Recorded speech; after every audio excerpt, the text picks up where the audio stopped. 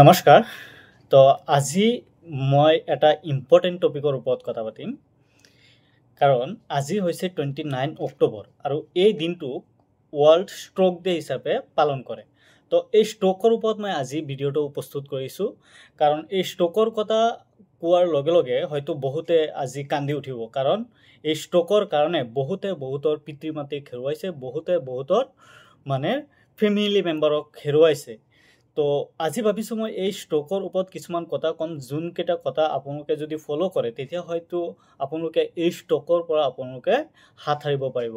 তো ষ্ট্ৰোকৰ পৰা যদি আপোনালোকে হাত সাৰিব বিচাৰে তেতিয়াহ'লে আপোনালোকে কোনকেইটা কাম কৰিব লাগিব। প্ৰথম যোনটো কাম সেইটো হৈছে আপোনালোকৰ, যদি কোনোবাই হাই প্ৰেছাৰৰ ৰোগী হয়, যদি তেওঁলোকৰ BP বেছি থাকে তেতিয়াহ'লে নিয়মিত BP জোখা, আৰু যদি BPটো হাই আছে, যদি ব্লাড প্ৰেছাৰটো আপোনাৰ হাই থাকে তেতিয়াহ'লে ডক্টৰৰ পৰামৰ্শ অনুযায়ী নিয়মিত মেডিচিন খোৱা, আৰু মেডিচিন হঠাৎ আপোনালোকে বন্ধ কৰি নিদিব যেতিয়ালৈকে আপোনাক ডক্টৰে মেডিচিন খাবলৈ মানা নকৰে, তেতিয়ালৈকে আপোনালোকে এই মেডিচিন খোৱা বন্ধ নকৰিব। 2 নম্বৰ হ'ল, যদি কোনোবাই ধূমপান কৰে বা কোনোবাই মদ্যপান কৰে তেতিয়াহ'লে এই ধূমপান বা মদ্যপানটো কমাই দিব লাগিব, কাৰণ এই ষ্ট্ৰোকৰ অন্যতম এটা কাৰণ হৈছে অতিৰিক্ত মদ্যপান বা অতিৰিক্ত ধূমপান।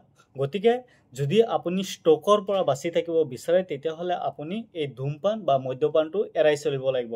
তাৰপিছত 3 নম্বৰ যোনটো কাৰণ সেইটো হৈছে আপোনাৰ ডায়েবেটিছ। যদি কাৰোবাৰ ডায়েবেটিছ আছে, যদি চুগাৰ লেভেল বহুত বেছি থাকে তেতিয়াহ'লে আপোনালোকে নিয়মিত চুগাৰটো ঘৰত জুখি থাকিব, আৰু যদি প্ৰয়োজন হয় ডক্টৰৰ পৰামৰ্শ অনুযায়ী আপোনালোকে চুগাৰ কমোৱাৰ কাৰণে বা চুগাৰ নিয়ন্ত্ৰণত ৰখাৰ কাৰণে আপোনালোকে মেডিচিন ব্যৱহাৰ কৰিব।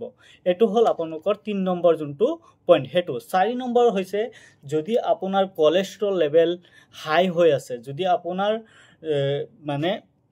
কলেষ্ট্ৰল লেভেল নৰ্মেলতকৈ বেছি আছে তেতিয়াহ'লে আপোনালোকে এই কলেষ্ট্ৰল নিয়ন্ত্ৰণ ৰখাৰ কাৰণে নিয়মিত মেডিচিন ব্যৱহাৰ কৰক। আৰু 5 নম্বৰ যোনটো পইণ্ট হৈছে সেইটো হৈছে আপোনালোকে ৰেগুলাৰ এক্সাৰচাইজ কৰক। আপোনালোকে অকল যে মেডিচিন খাই বেমাৰৰ পৰা হাত সাৰি থাকিব তেনেকুৱা নহয়, আপোনালোকে মেডিচিন খোৱাৰ লগে লগে আপোনালোকৰ ৰেগুলাৰ ফিজিকেল এক্টিভিটি বহুত বেছি দৰকাৰী। তো সেয়ে যদি আপুনি এই ষ্ট্ৰোকৰ পৰা হাত সাৰিব বিচাৰিছে তেতিয়াহ'লে নিয়মিত আপুনি ফিজিকেল এক্সাৰচাইজ কৰক, শাৰীৰিক পৰিশ্ৰম কৰক। দৰকাৰ হ'লে প্ৰতিদিনে আপুনি আধা ঘণ্টাৰ পৰা 1 ঘণ্টালৈকে আপুনি খোজ কাঢ়ক, আৰু আপোনাৰ ব্লাড প্ৰেছাৰটো আপুনি নিয়ন্ত্ৰণত ৰাখক। 6 নম্বৰ যোনটো পইণ্ট সেইটো হৈছে আপুনি সদায় ফ্ৰেছ খাদ্য খাওক, ফ্ৰেছ ফল মূল, ফ্ৰেছ শাক পাচলি, এইবোৰ খাদ্য আপুনি খাব, যোনবোৰ খালে আপোনাৰ স্বাস্থ্যটো সুস্থ থাকিব, আৰু লগতে আপোনাৰ ব্লাড প্ৰেছাৰ আৰু খাদ্য খাওঁতে সদায় আপুনি ধ্যান ৰাখিব, যদি আপোনাৰ হাই ব্লাড প্ৰেছাৰ আছে, যদি আপোনাৰ চুগাৰ আছে তেতিয়াহ'লে আপুনি যোনবোৰ খাদ্য খালে আপোনাৰ প্ৰেছাৰ বাঢ়ি যায়, যোনবোৰ খাদ্য খালে আপোনাৰ চুগাৰ বাঢ়ি যায়, সেইবোৰ খাদ্যৰ পৰা আপুনি দূৰত থাকিব লাগিব।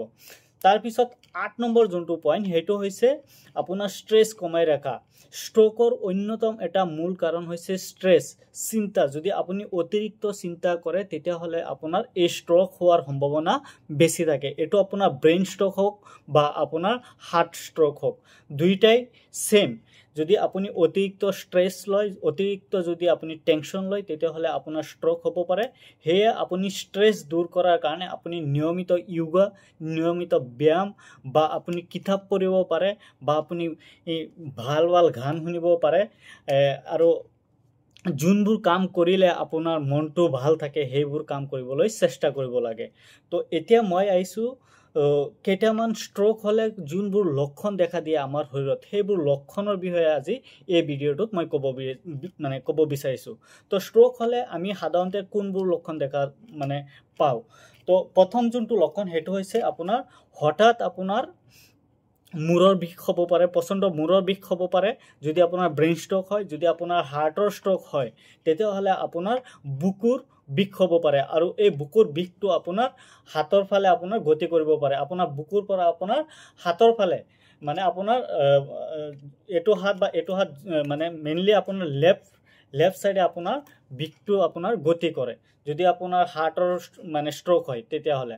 আৰু যদি ব্ৰেইনৰ হয় কেতিয়াবা আপোনাৰ প্ৰচণ্ড মূৰৰ বিষ হ'ব পাৰে, বা আপোনাৰ মুখখন বেকা হৈ যাব পাৰে, কোনোবা এটা সাইড বেকা হৈ যাব পাৰে, এনেকুৱা আপোনাৰ লক্ষণ দেখা পাব। তাৰ পিছত হৈছে যে ষ্ট্ৰোক হলে আৰু আপোনাৰ কিছুমান লক্ষণ দেখা দিয়ে, সেইবোৰ হৈছে যে কথাবোৰ বাজি বাজি আহা, কথাবোৰ স্পষ্ট নোহোৱা, মানে কথা ঠিকেই কৈ আছে কিন্তু আপুনি বুজিব নোৱাৰিব, মানে স্লাৰিং অফ স্পিচ যাক মেডিকেল ভাষাত কোৱা হয়, সেইটো হৈছে স্লাৰিং অফ স্পিচ, কথাবোৰ স্পষ্ট নোহোৱা। তাৰ পিছত হৈছে আপোনাৰ হঠাৎ কি হয়, আপোনাৰ এটা সাইড দুৰ্বল হৈ যায়, কেতিয়াবা আপোনাৰ হাতটো দুৰ্বল হয়, কেতিয়াবা আপোনাৰ ভৰিটো দুৰ্বল হয়, কেতিয়াবা হাত ভৰি দুইটা একেলগে দুৰ্বল হয়। এনেধৰণৰ সমস্যা আপোনাৰ নৰ্মেলি ষ্ট্ৰোক হলে দেখা যায়। তো মই এই ভিডিঅ'টো আজি এই কাৰণে প্ৰস্তুত কৰিছোঁ যাতে আপোনালোকে এই ভিডিঅ'টো চাই আপোনালোকে নিজে কেনেকৈ ষ্ট্ৰোকৰ পৰা আপোনালোকে বাচি থাকিব পাৰিব, সেইটো যাতে আপোনালোকে এই ভিডিঅ'টোৰ পৰা শিক্ষা পায়, তাৰ কাৰণে মই এই ভিডিঅ'টো প্ৰস্তুত কৰিছোঁ। যদি ভিডিঅ'টো ভাল লাগিছে তেতিয়াহ'লে ভিডিঅ'টো আপোনালোকে শ্বেয়াৰ কৰি দিব। ধন্যবাদ।